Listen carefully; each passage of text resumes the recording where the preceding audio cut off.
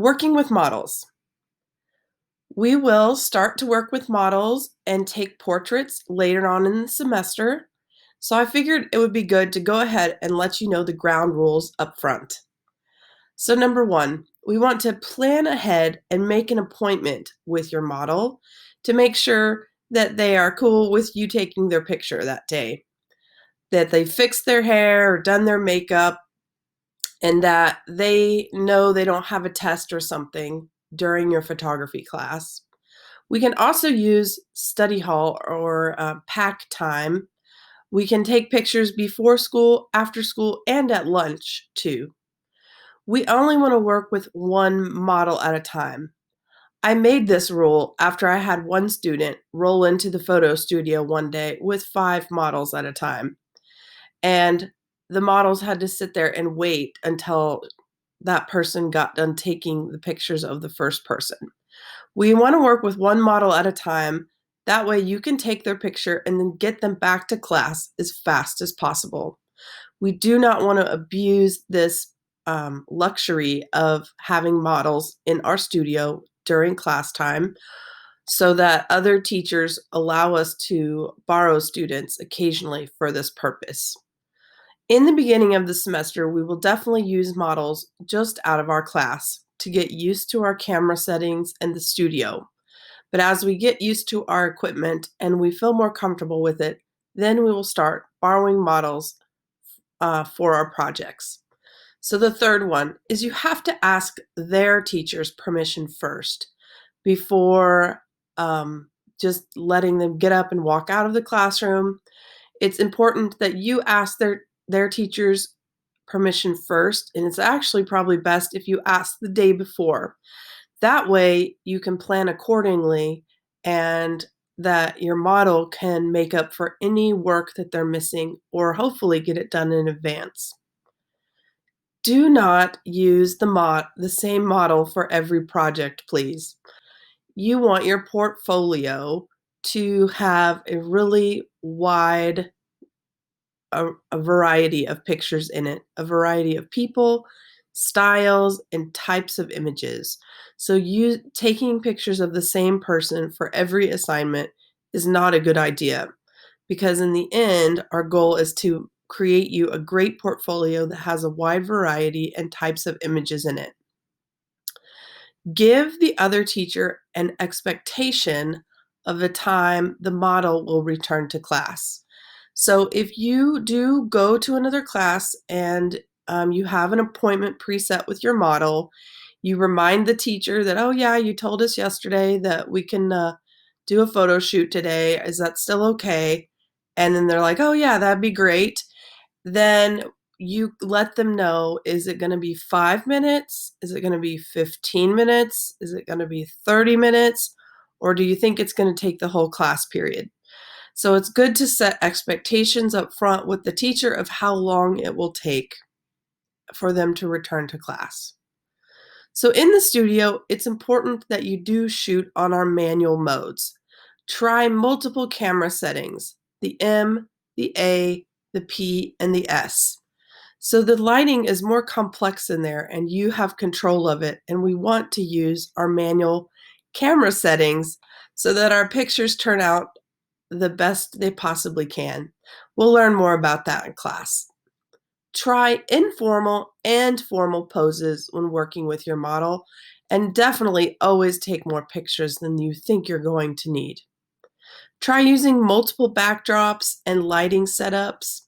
Let your model see the photos you're taking on your camera during the process. This will make them feel more comfortable that you are making them look great in their photos. Talk to your model and make them feel comfortable. I don't know if you've ever taken pictures of someone who is nervous or uneasy in front of a camera. It's more challenging. I don't know, tell them a joke when you first get started, or talk to them, or just get them talking and laughing. It makes the stress go away and makes your photo shoot go a little easier. If you had your own private studio, this is a great opportunity to play music At school, we're not going to play music because our classroom, our studio room is right next door to another classroom, and we don't want to be disruptive to that classroom. Thank your model for helping you with the assignment after the photo shoot. Always say thank you because they left their other class and missed important information and now probably have some homework all to help you with your project. So make sure and thank them. Show the model some of your finished images, and when you're done editing them, definitely share them with your model. So maybe they can share them with their parents or can print some for them. Finally, get their permission in writing before you share their photos anywhere online. This is best practice by professionals that you have a model release form on file from that model that is signed that says it's okay that you publish their images. Usually, photographers do this before they publish images on their personal website or social media accounts. So, we have a special situation in that we will be taking pictures of people under the age of 18. What this means is we have to have their parents sign off on the model release form and the student. That's probably best practice. So do not take pictures and then publish them on your portfolio website until you have permission in writing from that person's parents. Can we take pictures of anyone at school? The shorter answer is when students started at school, they signed a waiver that said it's okay to take their picture.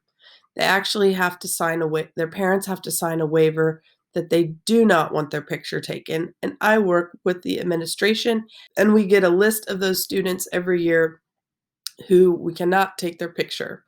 And the good news is we usually have none on that list, which means it's okay to take pictures and use models to help us with projects so we can continue to learn. Or where you can get in trouble is what you do with the photos after the fact, which brings me to images of peers. So we will be creating projects that include photographs of your peers and classmates and other students in our school. The goal in us capturing these images is to learn from and use them in a positive way. It is best practice to get consent of the person before taking their photograph, and professional photographers have models sign model release forms or contracts.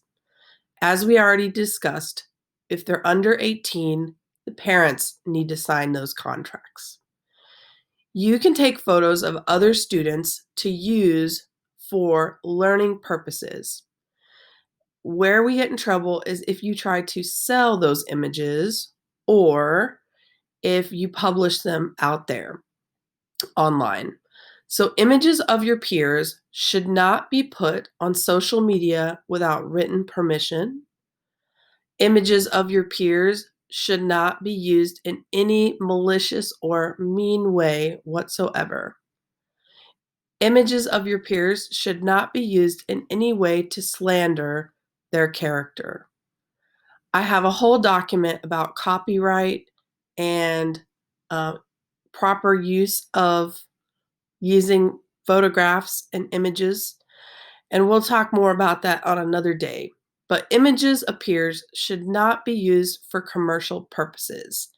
So you might take an amazing shot. You can't go make postcards or posters of it and sell it at this time. And you would have to have a contract in place with your model before selling any products that has their picture on it. Okay, that got a little technical. So bottom line is we're going to use models in this class. We're going to use images of our peers in a positive way and not post them and not sell them.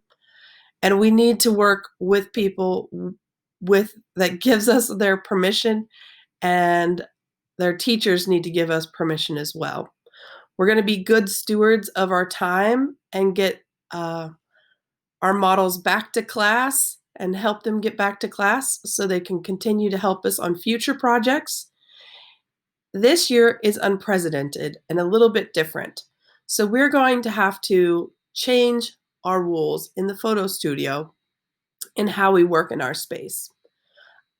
To be honest, I'm still figuring that all out, but for now, we're going to limit the number of people that can be in the photo studio. I've set it up with less backdrops. There's only 2 up right now. And we'll put a line on the floor where the photographer is at least 6 foot away from the model. Any props that are used will need to be cleaned and disinfected. Any chairs that are used will need to be cleaned and disinfected. And only a limited number of people can be in the photo studio at a time. I'll write all this down for you, but what I'm trying to tell you is we need to follow some rules and guidelines with using the studio, and we'll talk more about that at a later time. This was just the basics of working with models. Thanks for watching.